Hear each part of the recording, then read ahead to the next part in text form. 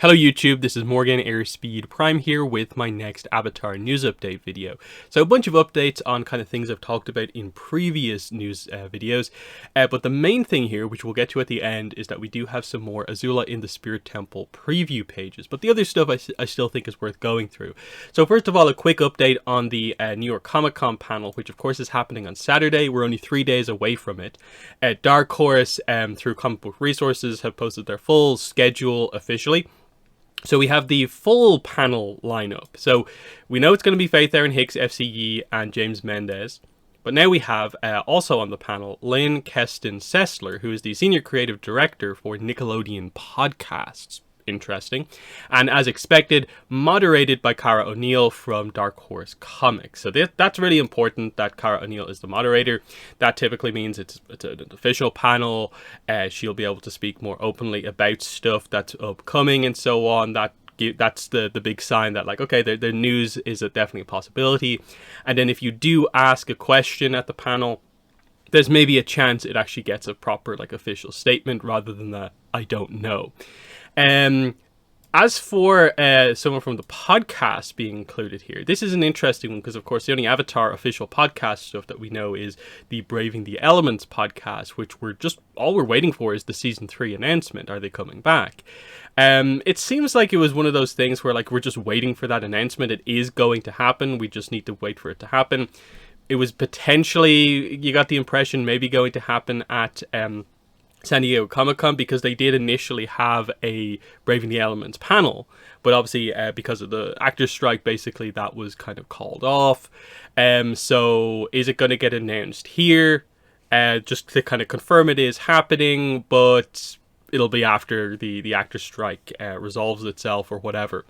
Otherwise, I don't really know necessarily what this person is going to say during the panel, unless there's some other official Avatar podcast that is actually happening. Just an interesting panelist that is something different. Even though it is the kind of publishing panel for the most part, it is kind of the only Avatar panel. So there's obviously that slight chance for some other stuff. And I guess the podcast being included here does make sense. So there's that. Then we have first four figures once again. So I think in my last video I covered the idea of the definitive edition. They've now shown it off much more clearly. So you can see the big base. I really like the kind of rocks kind of shooting out the side. That we couldn't see them in the previous one. There's the two definitive editions of, like, Aang and Toph together. So yeah, just a really quick update there on that one. Again, the pre-orders are going live for this one tomorrow. But again, expect the definitive edition Toph to be, like, in or around 300. And the normal version to probably be in or around 120, 130, give or take. Don't really know the exact details, but the official stuff is going to go live tomorrow. Then we did get the first picture here for the final Funko Pop for the new wave of Avatar, and that was this warrior Sokka that was in all the rumors. So now we finally see, kind of in a way, unfortunately, it is confirmed to be kind of war paint Sokka from, like, the early episodes, rather than invasion armor Sokka from book 3. I think that would have been much more interesting. It obviously looks cool because the Funko Pops, their heads are so big. Characters having intricate kind of face makeup is obviously going to work quite well. But not one that particularly interests me. So I think from this new wave of Pops, Kyoshi's probably the only real one that's a kind of, like, must need for me. But I'll see what happens when they finally do go up for order, which I'm guessing should be anytime soon now. Then some real quick stuff is just a reminder that the 4-book box set for Chronicles of the Avatar, so that has both Kyoshi books, both Yang Chen books, and this poster, that is out next week, October 17th, so it's out 6 days from now. This is available. Again, if you already have the books, I'm not sure how much of a need there is to grab this one too. Myself, I already have, I think, each book 2 versions of the hardcover. I don't need a third just to have the fancy box and the poster, which is just what's already on the covers and so on. So to me, it's just it's not a viable kind of purchase for me at the moment. But if you don't have physical copies of the books yourself, this seems like a great way to get them all at the same time, or to get for someone as a gift to get them into the novels, having them all in one. So it's a nice thing that's out, but it's one of those things where you almost wish they had told us about this earlier, so people could have planned a little bit better. You know, a lot of people questioning why don't they just do the Yang Chen novels in a double book box set, but this is the way they're doing it. But yeah, next week for that, we do have a release coming up, of course. Then. This is just a kind of little milestone thing, but obviously yesterday, October 10th, was basically the 2-year marker of, like, it is 2 years until the 2025 Adult Team Avatar movie. So we have, like, official confirmation from a while ago that October 10th, 2025 is the release date for this first Avatar Studios movie. So obviously there's not a lot to kind of really talk about beyond just that, okay, 2 years, we're getting there. We're getting within range of, like, we probably should start to hear some stuff about this, but there's not too much else to say about it apart from the, yeah, it's, interesting to note, but that's really all there is. And then the main event here for this video, we do have some more preview pages for Azula in the Spirit Temple. So, these come from Multiversity Comics, and they specifically note here that these are exclusive unlettered previews. So there's no dialogue on these pages as presented here.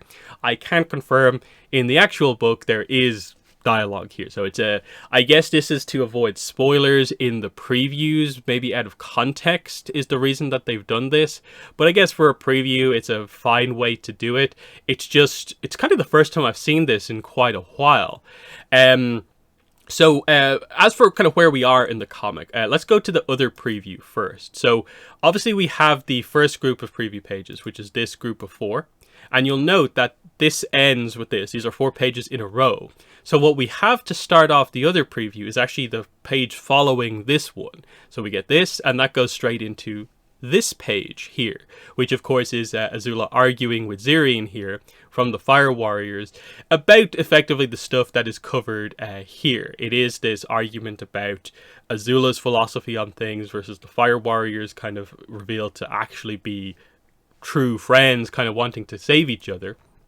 And we see that kind of continue as time goes on. Azula effectively pulls rank on them, and they know they can't really fight against her. Like that's the kind of main point here, is this idea of, like, they kind of owe her for getting them out of the Institute, but it's clear that they're heading in kind of different directions here, and, like, what's going to happen from here. You can see as Azula leaves, you know, the Fire Warriors are actually united, and there's a closeness between the rest of them that isn't really there with Azula. So kind of is the typical thing for Azula. People are kind of drawn to her for her leadership kind of capabilities. She can get stuff done. But in terms of, you know, following goals, you know, do they want to follow Azula's goals? That's effectively a lot of what's discussed, especially like in this page, I believe, is Zirian really kind of going in on, like, we don't like what you are planning to do, what Azula's goals are at this point for the Fire Warriors. They're kind of like, it's kind of weird, like, why are we doing this? And this is why Azula kind of counters by pulling rank and, of course, scaring her, trying to control her through fear, which works, but you can see the idea of we're building to effectively what happens in the very first 2 preview pages that we ever saw that came out from, I think, New York Comic Con last year. The kind of uncolored pages where Azula wakes up and there's no one around her. I think you can now see the kind of picture from the first kind of section of the book about kind of what happens. Now, from there, we go into another group of kind of couple of pages in a row. And these ones follow immediately on from the other group of pages that we have here. So in the initial preview, we skip from this, skip a bunch of pages into the first Spirit Vision stuff in the book. So we get that, and then this. She wakes up in the Spirit Temple, and if I remember correctly, the page following this is this. Let me just check here. I have the comic literally open on my other screen. But yeah, this is exactly what happens. Yeah, we go from that into this. And then, yeah, this is a bunch of pages in a row, if I remember correctly. So she tries to escape the spirit temple, but she's actually still in the vision. And so she ends up kind of coming back in. You can sort of see the idea of what's going on here, the kind of dark, kind of spirity aspect beginning to happen here. And then we go into, I think, one of the more interesting sections of the book. The preview ends here, but the idea of this kind of burnt kind of turtle duck toy, and then the kind of, in a way, introduction of Ursa into this section of things. Very, very interesting. I'll give you a little teaser here about kind of what we're about to head into here. This is the kind of flashback scene that's kind of new for the book, of basically Azula kind of remembering the moment her parents found out she was a firebender. That's the kind of significance of the turtle duck. I think it's a great scene, and I'm very eager to see what people think of it. But that's the idea, effectively, about what is happening here. So yeah, at this point, like, what is it? We have this is like, yeah, this is 8 pages. We have another 8, so that's 16. We have an initial, 2 preview pages. So we have about 18 preview pages so far. There is still the opportunity for the Google Books preview to come out, where that could reveal quite a few other preview pages. But for now, we have a decent amount of the book at this point. Now, admittedly, this is all from like the first half of the book. I think pretty much around here gets us up to the halfway point. It's why I said in my non-spoiler review that there's that right in the middle of the book really important kind of, I think, character scene, which we're just about to get into here. So very cool stuff here. Like literally the next page after this, I think, is really, really interesting. And again, do remember that, like, even going back to this preview, there is a few pages that take place before this, and then there are quite a few pages that take place after this one to get Azula into the temple. But that's maybe not the most interesting section of the book, because it's kind of just Azula traveling. But, you know, from here on out, from this section onwards, like, we're just into some of the, you know, the proper kind of meat of this story, and that is Azula having these kind of character moments with all these different characters.